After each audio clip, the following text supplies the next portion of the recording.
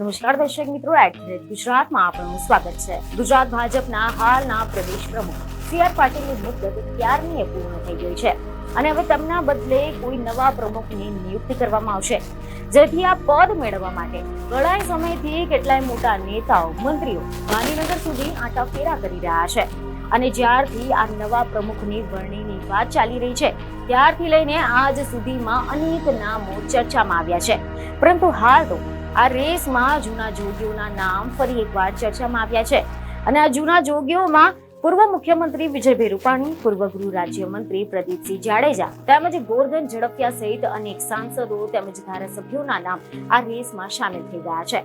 મહત્વનું છે કે કેટલાક એવા અહેવાલો પણ વહેતા થયા છે કે ભાજપના રાષ્ટ્રીય પ્રમુખની વરણી હવે જુલાઈ મહિનામાં કરવાનો નિર્ણય લેવામાં આવી શકે છે। ત્યારે એવામાં આ નિયુક્તિ પહેલા દેશના મોટાભાગના રાજ્યોના પ્રદેશ પ્રમુખ નિમાયેલા હોવા જોઈએ તે જરૂરી છે, જે હાલની તારીખમાં નથી થયા। એટલે કે હવે જે રાજ્યોમાં પ્રદેશ પ્રમુખ નિમાવાના છે તેવા રાજ્યોમાં આ પ્રક્રિયા ખૂબ જ ઝડપથી થવાના સંકેત મળી આવ્યા છે। તો આ સિવાય એવો ગણગણાટ પણ છે કે જો વિસાવદર અને કડી વિધાનસભાની બેઠકની પેટા ચૂંટણી જાહેર થઈ ન હોત તો ગુજરાતના નવા પ્રદેશ પ્રમુખની જાહેરાત થઈ ગઈ હોત, પરંતુ ચૂંટણી જાહેર થયા બાદ હાઈકમાન્ડે આ બંને બેઠકોની ચૂંટણીના પરિણામ બાદ મોટી જાહેરાત કરવાનું મન બનાવી લીધું છે।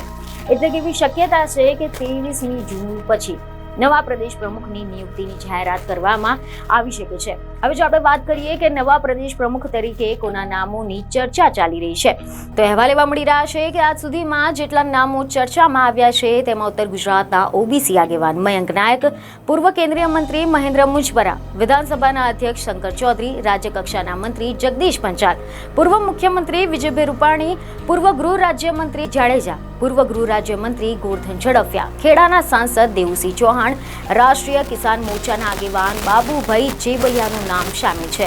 આની સાથે જ રાજકોટના ધારાસભ્ય ઉદય કાનગડ, કોડીનારના ધારાસભ્ય પ્રદ્યુમન વાંઝા તેમજ જામનગરના સાંસદ પૂનમબેન માડમ અને પૂર્વ સાંસદ રંજનબેન ભટ્ટનો પણ સમાવેશ થાય છે।